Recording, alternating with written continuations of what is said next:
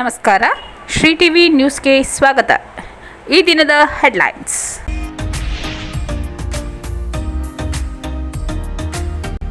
ಶಾಂತಿ ಸೌಹಾರ್ದತೆಯಿಂದ ಬಕ್ರೀದ್ ಹಬ್ಬ ಆಚರಣೆ. ಜಿಲ್ಲಾಧಿಕಾರಿ ಶಿಲ್ಪನಾಗ್.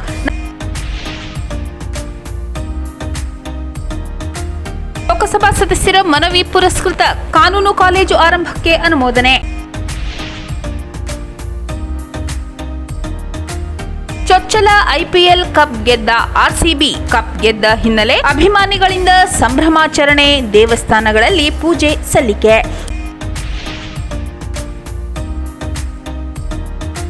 ಜಮೀನಿನಲ್ಲಿ ನಿರ್ಮಿಸಿದ್ದ ಶೆಡ್ ಮೇಲೆ ಕಾಡಾನೆ ದಾಳಿ. ಇಬ್ಬರು ಪಾರು. ಶ್ರೀ ನಾಲ್ವಡಿ ಕೃಷ್ಣರಾಜ ಒಡೆಯರ್ ಜನ್ಮದಿನ ಹಾಗೂ ನಾಲ್ವಡಿ ಸಂಭ್ರಮ ಅಭಿಯಾನ ಕಾರ್ಯಕ್ರಮಕ್ಕೆ ಚಾಲನೆ. ಪತಿಯಿಂದ ಪತ್ನಿಯ ಕೊಲೆ ಪ್ರಕರಣ. ಪಟ್ಟಣ ಪೊಲೀಸ್ ಠಾಣೆ ಇನ್ಸ್ಪೆಕ್ಟರ್ ಹಾಗೂ ಎಎಸ್ಐ ಅಮಾನತು. ಶಾಂತಿ ಸೌಹಾರ್ದತೆಯಿಂದ ಬಕ್ರೀದ್ ಹಬ್ಬ ಆಚರಣೆ. ಜಿಲ್ಲಾಧಿಕಾರಿ ಶಿಲ್ಪನಾಗ್.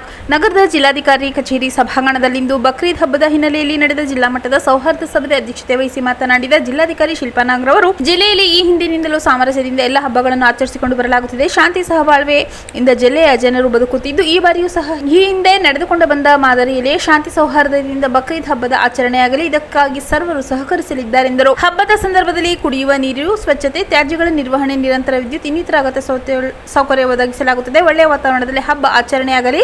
ಸಂತೋಷ ಸಂಭ್ರಮದಿಂದ ಹಬ್ಬ ನಡೆಯಲಿ. ಎಲ್ಲ ಮುಖಂಡರು ಎಲ್ಲ ಸಂದರ್ಭಗಳಲ್ಲೂ ಪರಸ್ಪರ ಪ್ರೀತಿ ವಿಶ್ವಾಸದಿಂದ ನಡೆದುಕೊಂಡು ಬಂದಿದ್ದಾರೆ.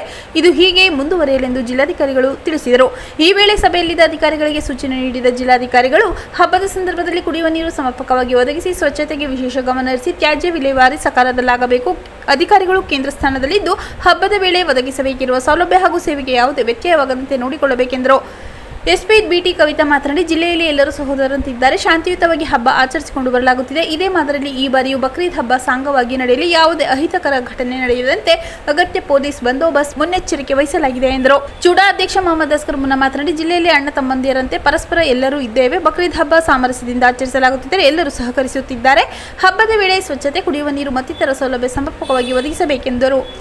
ಈ ಸಭೆಯಲ್ಲಿ ವಿವಿಧ ಕೋಮಿನ ಮುಖಂಡರು ಮಾತನಾಡಿ, ಹಬ್ಬದ ಸಂದರ್ಭದಲ್ಲಿ ಈ ಹಿಂದೆ ಯಾವುದೇ ಅಹಿತಕರ ಘಟನೆ ನಡೆದಿಲ್ಲ. ಸೌಹಾರ್ದತೆಯಿಂದ ಹಬ್ಬ ಆಚರಣೆಗೆ ಪರಸ್ಪರ ಸಹಕಾರ ನೀಡಲಾಗುತ್ತದೆ. ಈ ಉತ್ತಮ ಬಾಂಧವ್ಯ ನಡೆ ಮುಂದುವರಿಯಲಿ ಎಂದರು. ಸಭೆಯಲ್ಲಿ ಹೆಚ್ಚುವರಿ ಜಿಲ್ಲಾ ಪೊಲೀಸ್ ವರಿಷ್ಠಾಧಿಕಾರಿ ಶಶಿಧರ್, ಡಿವೈಎಸ್ಪಿ ಲಕ್ಷ್ಮಯ್ಯ, ಧರ್ಮೇಂದ್ರ, ಜಿಲ್ಲಾ ಪಂಚಾಯತ್ ಮುಖ್ಯ ಯೋಜನಾಧಿಕಾರಿ ದೀಪಾ, ಜಿಲ್ಲಾ ನಗರಾಭಿವೃದ್ಧಿ ಕೋಶದ ಯೋಜನಾ ನಿರ್ದೇಶಕ ಸುಧಾ, ಪಶುಪಾಲನಾ ಇಲಾಖೆ ಉಪನಿರ್ದೇಶಕ ಹನುಮೇಗೌಡ, ಮುಖಂಡರಾದ ಮೊಹಮ್ಮದ್ ಜಿಯಾವುಲ್ಲಾ, ನಗರಸಭಾ ಸದಸ್ಯ ಅಬ್ರಹಾರ್ ಅಹಮದ್, ಸುರೇಶ್ ಬಾಜ್ಪೇಯಿ, ಶಿವಣ್ಣ, ಮೊಹಮ್ಮದ್ ಜಸೀಂ ಪಾಷಾ ಸೇರಿದಂತೆ ಇತರ ಮುಖಂಡರು, ತಹಸೀಲ್ದಾರ್ ಗಿರಿಜಾ, ಬಸವರಾಜ್, ನಗರಸಭೆ, ಪುರಸಭೆ, ಪಟ್ಟಣ ಪಂಚಾಯತಿ ಮುಖ್ಯ ಅಧಿಕಾರಿಗಳು ಸೇರಿದಂತೆ ಇತರ ಇಲಾಖೆಗಳ ಅಧಿಕಾರಿಗಳು ಸಭೆಯಲ್ಲಿ ಉಪಸ್ಥಿತರಿದ್ದರು. ಲೋಕಸಭಾ ಸದಸ್ಯರ ಮನವಿ ಪುರಸ್ಕೃತ. ಕಾನೂನು ಕಾಲೇಜು ಆರಂಭಕ್ಕೆ ಅನುಮೋದನೆ. ಚಾಮರಾಜನಗರದ ಸರ್ಕಾರಿ ಕಾನೂನು ಕಾಲೇಜಿನ ಆರಂಭಕ್ಕಾಗಿ ಅನುಮೋದನೆ ನೀಡುವಂತೆ ಲೋಕಸಭಾ ಸದಸ್ಯರಾದ ಸುನಿಲ್ ರವರು ನವದೆಹಲಿಯ ಬಾರ್ ಕೌನ್ಸಿಲ್ ಆಫ್ ಇಂಡಿಯಾಗೆ ಮಾಡಿದ ಮನವಿ ಪುರಸ್ಕೃತಗೊಂಡಿದ್ದು, ಪ್ರಸಕ್ತ ಸಾಲಿನಿಂದಲೇ 3 ವರ್ಷಗಳ LLB ಪದವಿ ಕೋರ್ಸ್ ಪ್ರವೇಶಕ್ಕೆ ಅನುಮೋದನೆ ದೊರೆತಿದೆ. 3 ವರ್ಷದ LLB ಮತ್ತು 5 ವರ್ಷದ BA LLB ಕೋರ್ಸ್ಗೆ ಕರ್ನಾಟಕ ಸರ್ಕಾರದ ಅನುಮತಿ ಪಡೆದುಕೊಂಡಿದ್ದು, ತಾತ್ಕಾಲಿಕವಾಗಿ ನಗರದ ಸಂತೆ ಮರಳಿ ರಸ್ತೆಯಲ್ಲಿರುವ ರೇಷ್ಮೆ ಗೂಡು ಮಾರುಕಟ್ಟೆಯಲ್ಲಿ ಕಾನೂನು ಕಾಲೇಜು ಸ್ಥಾಪನೆಗೊಂಡಿತ್ತು. ಹುಬ್ಬಳ್ಳಿ ಕರ್ನಾಟಕ ರಾಜ್ಯ ಕಾನೂನು ವಿಶ್ವವಿದ್ಯಾಲಯ ಸಂಯೋಜನೆ ಪಡೆದುಕೊಳ್ಳಲಾಗಿತ್ತು. ಭಾರತೀಯ ವಕೀಲರ ಪರಿಷತ್ ಅನುಮೋದನೆಗಾಗಿ ಶುಲ್ಕ ಪಾವತಿಸಲಾಗಿತ್ತು. ಕಳೆದ ಏಪ್ರಿಲ್ 21 ಲೋಕಸಭಾ ಸದಸ್ಯರಾದ ಸುನಿಲ್ ಬೋಸರ್ ಅವರು ಬಾರ್ ಕೌನ್ಸಿಲ್ ಆಫ್ ಇಂಡಿಯಾಗೆ ಪತ್ರ ಬರೆದು ಚಾಮರಾಜನಗರದಲ್ಲಿ ಸರ್ಕಾರಿ ಕಾನೂನು ಕಾಲೇಜು ಸ್ಥಾಪನೆ ಮತ್ತು ಅನುಮೋದನೆಯ ತುರ್ತು ಅಗತ್ಯವನ್ನು ವಿವರವಾಗಿ ಮನದಟ್ಟು ಮಾಡಿದ್ದರು. ಚಾಮರಾಜನಗರ ಜಿಲ್ಲೆಯ ವಿದ್ಯಾರ್ಥಿಗಳಿಗೆ ಗುಣಮಟ್ಟ ಮತ್ತು ಕೈಗೆಟುಕುವ ಕಾನೂನು ಶಿಕ್ಷಣದ ಪ್ರವೇಶ ಗಮನಾರ್ಹ ಸವಾಲಾಗಿಯೇ ಉಳಿದುಕೊಂಡಿದೆ. ಜಿಲ್ಲೆಯಲ್ಲಿ ಸರ್ಕಾರಿ ಕಾನೂನು ಕಾಲೇಜು ಇನ್ನೂ ಆರಂಭವಾಗದಿರುವುದರಿಂದ ಇಲ್ಲಿಯ ವಿದ್ಯಾರ್ಥಿಗಳು ದೂರದ ಸ್ಥಳಗಳಲ್ಲಿ ಕಾನೂನು ಶಿಕ್ಷಣ ವ್ಯಾಸಂಗ ಮಾಡಬೇಕಾಗಿದೆ. ಇದು ಆರ್ಥಿಕ ಹಾಗೂ ತೊಂದರೆಗಳಿಗೂ ಕಾರಣವಾಗಿದ್ದು, ಹೀಗಾಗಿ ಜಿಲ್ಲೆಯ ವಿದ್ಯಾರ್ಥಿಗಳಿಗೆ ಸ್ವಂತ ಖರ್ಚಿನಲ್ಲಿ ಶೈಕ್ಷಣಿಕ ಹಾಗೂ ವೃತ್ತಿಪರ ಕೋರ್ಸ್ಗಳಿಗೆ ಅವಕಾಶ ಮಾಡಿಕೊಡಬೇಕು. ಜಿಲ್ಲೆಯಲ್ಲಿ ಸರ್ಕಾರಿ ಕಾನೂನು ಕಾಲೇಜು ಹೆಗ್ಗುರುತು ಸಾಧನೆಯಾಗಬೇಕು ಎಂದು ಮನವಿ ಮಾಡಿದ್ದರು. ಪ್ರಸ್ತುತ ಬಾರ್ ಕೌನ್ಸಿಲ್ ಚಾಮರಾಜನಗರದ ಸರ್ಕಾರಿ ಕಾನೂನು ಕಾಲೇಜಿಗೆ 2025 ಹಾಗೂ 26 2025-26 ಹಾಗೂ 2026-27ನೇ ಶೈಕ್ಷಣಿಕ ಅವಧಿಗೆ 60 ವಿದ್ಯಾರ್ಥಿಗಳ ಒಂದು ವಿಭಾಗದ ಪ್ರವೇಶದೊಂದಿಗೆ 3 ವರ್ಷಗಳ LLB ಪದವಿ ಕೋರ್ಸ್ಗೆ ಹೊಸ ಅನುಮೋದನೆ ನೀಡಲಾಗಿದೆ ಎಂದು ಜೂನ್ 2ರಂದು ಹುಬ್ಬಳ್ಳಿ ಕರ್ನಾಟಕ ರಾಜ್ಯ ಕಾನೂನು ವಿಶ್ವವಿದ್ಯಾಲಯ ಹಾಗೂ ನಗರದ ಸರ್ಕಾರಿ ಕಾನೂನು ಕಾಲೇಜು ಪ್ರಾಂಶುಪಾಲರಿಗೆ ಪತ್ರದ ಮೂಲಕ ತಿಳಿಸಿದೆ. ಕಾನೂನು ಕಾಲೇಜು ಆರಂಭದ ಹಿನ್ನೆಲೆಯಲ್ಲಿ ಸುನಿಲ್ ಬೋಸ್ರವರು ತಮ್ಮ ಸಂಸದರ ಕ್ಷೇಮಾಭಿವೃದ್ಧಿ ನಿಧಿಯಿಂದ ಕಾನೂನು ಕಾಲೇಜಿನ ಗ್ರಂಥಾಲಯಕ್ಕೆ ಪುಸ್ತಕ ಖರೀದಿಗಾಗಿ 5 ಲಕ್ಷ ರು ಒದಗಿಸಲು ಜಿಲ್ಲಾಧಿಕಾರಿಗಳಿಗೆ ತಿಳಿಸಿದ್ದಾರೆ. ಚೊಚ್ಚಲ IPL ಕಪ್ ಗೆದ್ದ RCB ಕಪ್ ಗೆದ್ದ ಹಿನ್ನೆಲೆ ಅಭಿಮಾನಿಗಳಿಂದ ಸಂಭ್ರಮಾಚರಣೆ, ದೇವಸ್ಥಾನಗಳಲ್ಲಿ ಪೂಜೆ ಸಲ್ಲಿಕೆ. RCB ಚೊಚ್ಚಲ IPL ಕಪ್ ಗೆದ್ದ ಹಿನ್ನೆಲೆಯಲ್ಲಿ ನಗರ ಸೇರಿದಂತೆ ಜಿಲ್ಲೆಯ ವಿವಿಧೆಡೆ ಅಭಿಮಾನಿಗಳು ಪಟಾಕಿ ಸಿಡಿಸಿ ಸಿಹಿ ಹಂಚಿ ಸಂಭ್ರಮಿಸಿದರು. ಜಿಲ್ಲೆಯ ಚಾಮರಾಜನಗರ, ಕೊಳ್ಳೇಗಾಲ, ಯಳಂದೂರು, ಗುಂಡ್ಲುಪೇಟೆ, ಹನೂರು ತಾಲೂಕಿನಾದ್ಯಂತ IPL ಪಂದ್ಯದಲ್ಲಿ RCB ತಂಡ ಗೆಲುವಿಗೆ ನಗೆ ಬೀರುತ್ತಿದ್ದಂತೆ ರಸ್ತೆಗಿಳಿದ ಅಭಿಮಾನಿಗಳು ಪಟಾಕಿ ಸಿಡಿಸಿ RCB ಪರ ಘೋಷಣೆ ಕೂಗಿ ಸಂಭ್ರಮಿಸಿದರು. ಸಿಹಿ ಹಂಚಿ ಸಂಭ್ರಮಿಸಿದರು. RCB ತಂಡದ ನಾಯಕರ ಪರ ಘೋಷಣೆ ಕೂಗಿದರು. RCB ಗೆಲುವು ಹಿನ್ನೆಲೆಯಲ್ಲಿ ಜಿಲ್ಲೆಯ ವಿವಿಧ ದೇವಸ್ಥಾನಗಳಲ್ಲಿ ಅಭಿಮಾನಿಗಳು ವಿಶೇಷ ಪೂಜೆ ಸಲ್ಲಿಸಿದರು.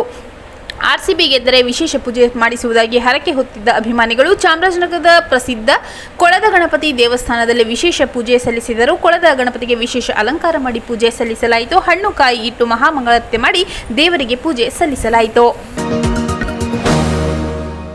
ಜಮೀನಿನಲ್ಲಿ ನಿರ್ಮಿಸಿದ್ದ ಶೆಡ್ ಮೇಲೆ ಕಾಡಾನೆ ದಾಳಿ, 2 ಪಾರು. ಸಿದ್ದೇನಪುರ ಗ್ರಾಮದ ಸರ್ವೆ ನಂಬರ್ 90ರಲ್ಲಿ ಕೇರಳ ಮೂಲದ ವ್ಯಕ್ತಿಗಳು ಗುತ್ತಿಗೆ ಪಡೆದಿದ್ದ ಜಮೀನಿನಲ್ಲಿ ಶೆಡ್ ನಿರ್ಮಿಸಿ ವಾಸವಾಗಿದ್ದರು. ಆಹಾರ ಅರಸಿ ಬಂದ ಕಾಡಾನೆ ಶೆಡ್ ಮೇಲೆ ದಾಳಿ ನಡೆಸಿ ಸಂಪೂರ್ಣವಾಗಿ ಕೆಡವಿ ಹಾಕಿದ್ದು, ಒಳಗೆ ಮಲಗಿದ್ದ ಕೇರಳ ಮೂಲದ ವಿಶ್ವ ಹಾಗೂ ಶಿವು ಎಂಬುವ ವ್ಯಕ್ತಿಗಳು ಆನೆ ದಾಳಿಗೆ ಮುಂದಾದ ವೇಳೆ ಓಡಿ ಹೋಗಿ ಜೀವ ಉಳಿಸಿಕೊಂಡಿದ್ದಾರೆ. ಘಟನೆಯಲ್ಲಿ ಶೆಡ್ ಸಂಪೂರ್ಣ ನೆಲಕಚ್ಚಿದ್ದು, ಆಹಾರ ಪದಾರ್ಥಗಳನ್ನು ತಿಂದು ಹಾಗೂ ಡ್ರಮ್ಗಳನ್ನು ಒಡೆದು ಹಾಕಿದೆ. ಈ ಮೂಲಕ ರೈತರು ಭಯಭೀತರಾಗಿ ಕೂದಲೆಳೆಯ ಅಂತರದಲ್ಲಿ ಪಾರಾಗಿದ್ದಾರೆ. ಹಂಗಳ ಗ್ರಾಮದ ಶಿವು ಎಂಬುವರ ಜಮೀನಿನಲ್ಲಿ ಬಾಳೆ ಫಸಲಿನ ಮೇಲೆ ಕಾಡಾನೆ ದಾಳಿ ನಡೆಸಿ 100ಕ್ಕೂ ಅಧಿಕ ಬಾಳೆ ಗಿಡಗಳನ್ನು ತುಳಿದು ಹಾಕಿದೆ. ಜೊತೆಗೆ ಮಾದಪ್ಪ ಎಂಬುವರ ಸುಮಾರು 30ಕ್ಕೂ ಅಧಿಕ ಬಾಳೆ ಗಿಡಗಳನ್ನು ನಾಶಪಡಿಸಿದೆ. ಇದರಿಂದ ರೈತರಿಗೆ ಅಪಾರ ನಷ್ಟ ಉಂಟಾಗಿದೆ.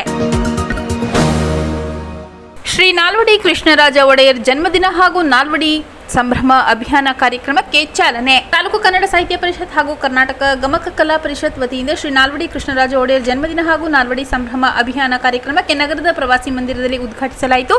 ನಗರಾಭಿವೃದ್ಧಿ ಪ್ರಾಧಿಕಾರದ ಅಧ್ಯಕ್ಷ ಮಹಮ್ಮದ್ ಅಸ್ಕರ್ ಅವರು ಪುಷ್ಪ ಅರ್ಪಿಸಿ ಮೈಸೂರು ಸಂಸ್ಥಾನ ಮಾದರಿ ಆಡಳಿತದ ಮೂಲಕ ಅಭಿವೃದ್ಧಿ ರಾಜ್ಯವನ್ನಾಗಿ ರೂಪಿಸಿ ಸರ್ವ ಕ್ಷೇತ್ರಗಳಲ್ಲೂ ಸಾಧನೆಗೆ ಅವಕಾಶ ಮಾಡಿದ ಮಹಾರಾಜರ ಋಣ ನಮ್ಮೆಲ್ಲರ ಮೇಲಿದೆ ಎಂದು ತಿಳಿಸಿ ಸರ್ಕಾರ ನಾಲ್ವಡಿ ಕೃಷ್ಣರಾಜ ಒಡೆಯರ್ ಅವರ ಜನ್ಮದಿನವನ್ನು ಆಚರಿಸಬೇಕೆಂದು ತಿಳಿಸಿದರು. ಸಭೆಯ ಅಧ್ಯಕ್ಷತೆಯನ್ನು ಕನ್ನಡ ಸಾಹಿತ್ಯ ಪರಿಷತ್ನ ಅಧ್ಯಕ್ಷ ಸುರೇಶ್ ಋಗ್ವೇದಿ ವಹಿಸಿ ಮಾತನಾಡಿದರು. ಕಾರ್ಯಕ್ರಮದಲ್ಲಿ ಕನ್ನಡ ಸಾಹಿತ್ಯ ಪರಿಷತ್ನ ಸರಸ್ವತಿ ಶಿವಲಿತಿ, BK ಆರಾಧ್ಯ, ರವಿಚಂದ್ರ ಪ್ರಸಾದ್ ದೊರೆ ಉಪಸ್ಥಿತರಿದ್ದರು. ಪತಿಯಿಂದ ಪತ್ನಿಯ ಕೊಲೆ ಪ್ರಕರಣ, ಪಟ್ಟಣ ಪೊಲೀಸ್ ಠಾಣೆ ಇನ್ಸ್ಪೆಕ್ಟರ್ ಹಾಗೂ ASI ಅಮಾನತು. ಪತಿಯಿಂದ ಪತ್ನಿಯ ಕೊಲೆ ಪ್ರಕರಣ ಚಾಮರಾಜನಗರ ಪೊಲೀಸ್ ಠಾಣೆ ಸಮೀಪವೇ ನಿನ್ನೆ ನಡೆದಿದ್ದ ಬರ್ಬರ ಹತ್ಯೆ ಹಿನ್ನೆಲೆಯಲ್ಲಿ ಚಾಮರಾಜನಗರ ಪಟ್ಟಣ ಠಾಣೆ ಪೊಲೀಸ್ ಇನ್ಸ್ಪೆಕ್ಟರ್ ರಾಜೇಶ್ ಹಾಗೂ ASI ವಿಶ್ವ ಅವರನ್ನು ಕರ್ತವ್ಯ ಲೋಪ ಆರೋಪದ ಹಿನ್ನೆಲೆ ಅಮಾನತು ಪಡಿಸಿ Chamarajanagar SP doctor BT Kavitha ಆದೇಶ ಹೊರಡಿಸಿದ್ದಾರೆ. ದಕ್ಷಿಣ ವಲಯ IG ಬೋರಲಿಂಗಯ್ಯ ಅವರ ನಿರ್ದೇಶನದ ಮೇರೆಗೆ ಅಮಾನತುಗೊಳಿಸಲಾಗಿದೆ. ಮತ್ತೊಮ್ಮೆ ಮುಖ್ಯಾಂಶಗಳು.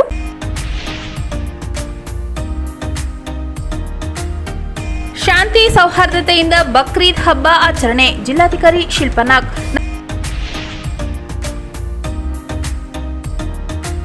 ಲೋಕಸಭಾ ಸದಸ್ಯರ ಮನವಿ ಪುರಸ್ಕೃತ, ಕಾನೂನು ಕಾಲೇಜು ಆರಂಭಕ್ಕೆ ಅನುಮೋದನೆ. ಚೊಚ್ಚಲ IPL ಕಪ್ ಗೆದ್ದ RCB ಕಪ್ ಗೆದ್ದ ಹಿನ್ನೆಲೆ ಅಭಿಮಾನಿಗಳಿಂದ ಸಂಭ್ರಮಾಚರಣೆ, ದೇವಸ್ಥಾನಗಳಲ್ಲಿ ಪೂಜೆ ಸಲ್ಲಿಕೆ.